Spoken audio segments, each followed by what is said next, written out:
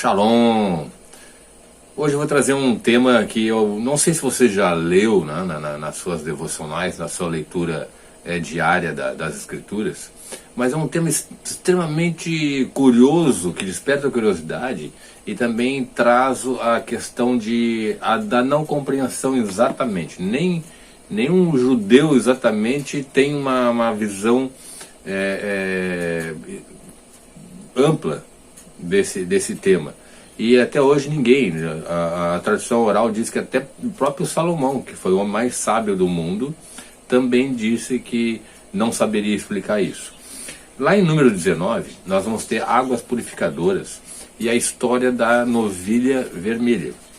É um animal extremamente distinto e raro. Tá? Então vamos ler aqui primeiro algumas passagens, nós vamos abordando o assunto.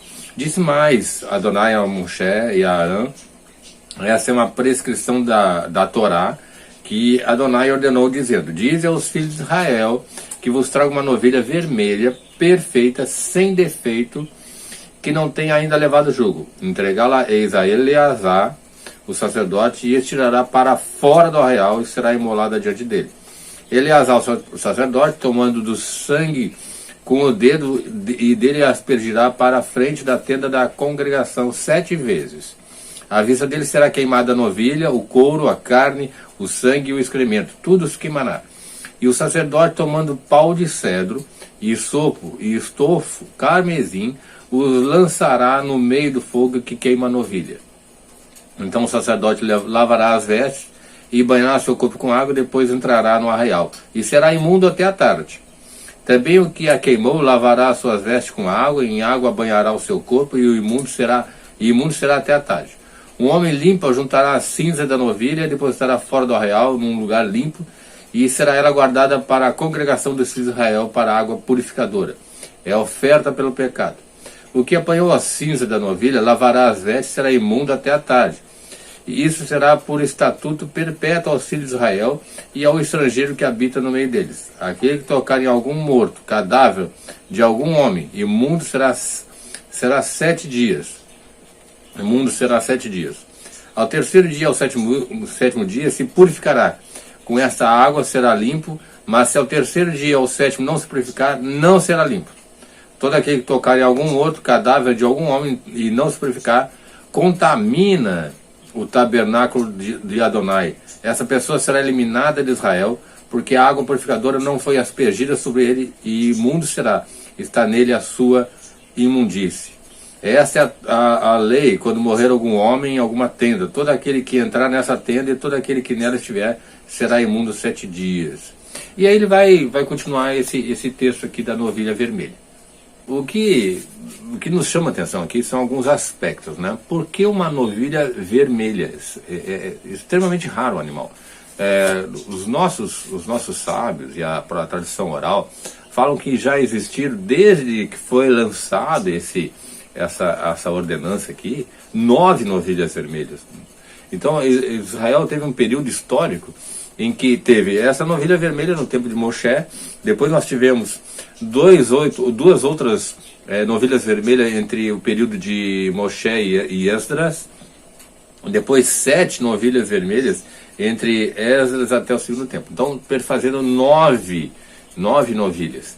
E veja aqui, o povo judeu, ele aguarda com profunda ansiedade e apreensão a 10ª novilha vermelha, que pela tradição oral ela será trazida por Yeshua na época do terceiro templo. Então da época da segunda destruição, da destruição do segundo templo para cá, não houve mais novilhas vermelhas.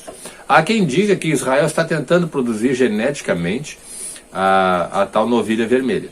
Mas, além de ser um animal raríssimo, o que ela representa, o que ela é, qual o significado?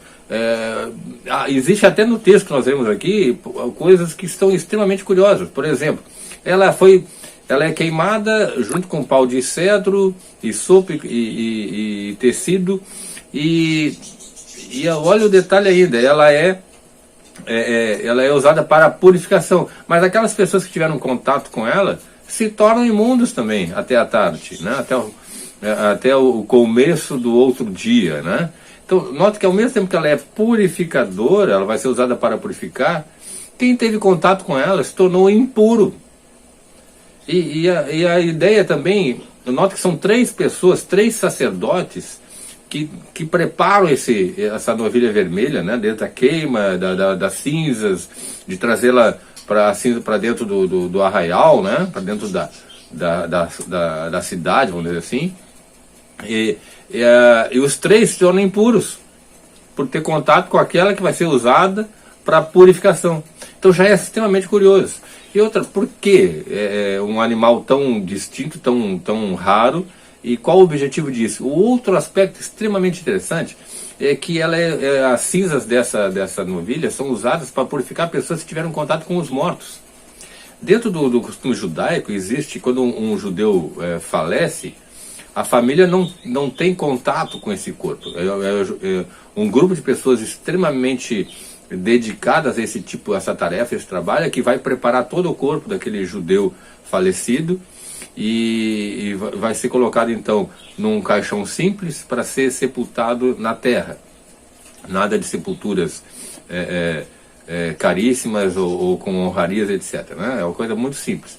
E aquelas pessoas que tiveram, aquela equipe que teve contato com o corpo, ela também se torna impura naquele momento, até o final do dia, o começo do outro dia então.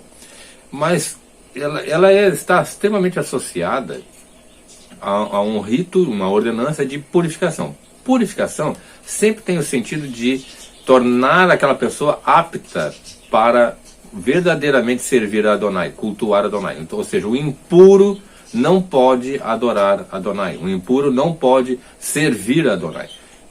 E um outro detalhe, o contato com os mortos. Você poderia pensar assim, mas já está morto aquele indivíduo ali, por que um familiar, uma pessoa, ao ter contato com aquele morto, ela se tornaria ritualmente impura? São mistérios. Existem ordenanças nas escrituras que nós só temos que cumprir, mas entender nós não vamos entender. Né? Mas aí a gente vai olhar assim, quem teve contato com um morto, ela tem que ser aspergido com essa água purificadora, com essas cinzas da novilha vermelha. Ela de alguma forma, ela purifica essa impureza ritual. Né? Existem impurezas, né? Tipo idolatria, promiscuidade, e aquelas que são inerentes à morte em si, né? Que também precisam de purificação. Nós temos outro detalhe, quando tudo que nós olhamos na Tanakh, né, nas escrituras do Antigo Testamento, nós temos que associar com Yeshua, né? Então, onde que nós vamos encaixar essa ideia da novilha vermelha com Yeshua? Aí nós vamos ver lá em 1 Coríntios que Paulo diz, né, o rabino Paulo fala sobre o batismo por causa dos mortos. O batismo é lavagem, né? É o banho que se faz por causa dos mortos. E aí ele está trazendo à tona as escrituras sagradas do Velho Testamento. Ou seja, os judeus sempre praticavam o rito de uma lavagem cerimonial por causa dos mortos, do contato com os mortos. De alguma forma nós precisamos entender que o morto ele traz algum tipo de impureza, né, ritual, impureza cultural. Então, o morto sempre é visto dentro do judaísmo não como uma simples carne que está ali, um corpo que está ali. Ele é visto de uma maneira muito mais ampla, muito mais profunda e espiritualmente mais profunda. De qualquer maneira, essa novilha vermelha ela era tirada para fora do arraial e ali que ela era então sacrificada e queimada inteiramente para ser usada suas cinzas, trazer de volta para o arraial e ser usado como purificação.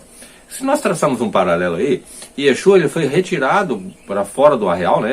Ele foi sacrificado fora de Jerusalém, né? Dos muros de Jerusalém, e a partir daquele momento, desse sacrifício, ele se tornou o purificador dos nossos pecados. Mas dentro do judaísmo, existe a ideia de que quando Yeshua vir para a época do terceiro milênio, ele sacrificaria uma nova novilha vermelha, a 10ª, e aí estaria então desenvolto a ideia da purificação. Eu não sei dizer para você, e não tem ninguém que possa afirmar de fato o que vai acontecer nesse terceiro milênio, no tempo do terceiro milênio. Aos meus olhos, eu vejo que Yeshua, ele é essa novilha vermelha, né? É ele que é sacrificado inteiramente fora do arraial, trazido para Jerusalém, né? Eu estou me referindo agora ao terceiro milênio, né? Então, Jesus vai ser trazido de volta a Jerusalém, e aí, dessa forma, se cumpre a missão, o papel previsto da água purificadora, né?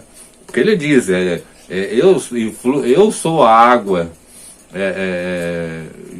viva, né? Dele flui essa água viva que há de purificar todas as pessoas.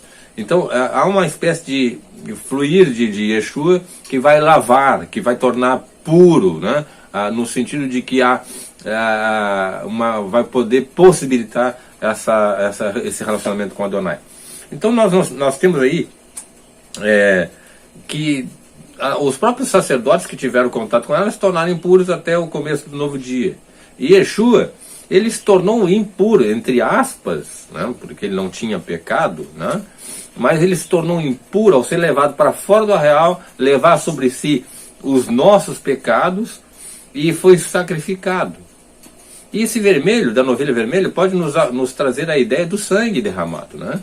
E ele, quando voltar, né, quando Yeshua voltar, na época do terceiro milênio, ele há de cumprir integralmente esse rito, né, da purificação, ou seja, nós nos tornaremos plenamente purificados para servirmos a Adonai, para adorar, para estar com ele. Lembre-se que a adoração não é ir no culto numa igreja. A adoração é um estado permanente de relacionamento com Adonai, de comunhão com Adonai. E aqui, para nós fecharmos esse assunto, é interessante que quando a gente fala de vida eterna, nós vamos falar isso no outro texto, se nós olharmos, por exemplo, Ezequiel 36, se nós olharmos João 17, nós vamos ver que a ideia de vida eterna, ela não está, muitas vezes o crente tem aquela ideia assim, a gente tem que fazer isso, fazer aquilo, né? Tem que crer em Jesus para ter a vida eterna e morar no céu. Não é essa a ideia. A ideia de vida eterna é porque nós somos eternos. Nós já somos eternos, né? Seja aqueles que irão para a condenação eterna ou para a redenção eterna. Mas todo ser humano já é eterno por si só, porque foi criado à semelhança de Deus, já tem a eternidade. Ou ele vai viver eternamente vida eterna, ou vai ter condenação eterna. O detalhe que está aqui é que nós precisamos ter em mente, no coração, o nosso alvo não é morar no reino de Deus, não é morar no céu. O nosso alvo é estar em plena comunhão com Adonai. Então, quando nós vemos a história da narrativa da novilha vermelha, o que ela está nos trazendo à mente é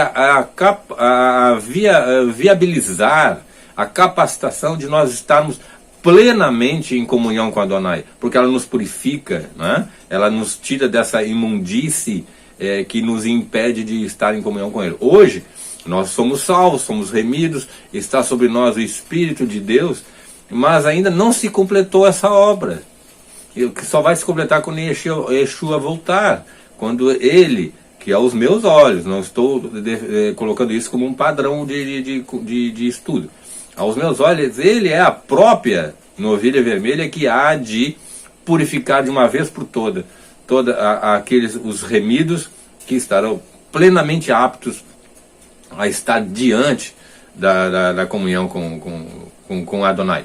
Esse é o objetivo da salvação, estar em comunhão com Adonai. Não é morar no céu, não é vou viver eternamente ali, não, vai viver eternamente, mas o objetivo maior da eternidade, por que Deus quer nos dar a vida eterna? Para estar com Ele. Então, essa novilha vermelha, ela de alguma forma ela nos evoca essa ideia da pureza cerimonial, da pureza que nos permite estar com Ele para sempre.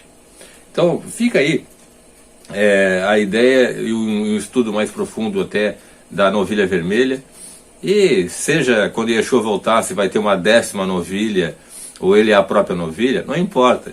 O importa é que seja ele trazendo a novilha lá, como o sacerdote, né, do Deus Altíssimo, ou ele sendo a própria novilha, na vinda dele será purificada, serão purificados todos os remidos e estarão aptos plenamente a viver em comunhão com Adonai.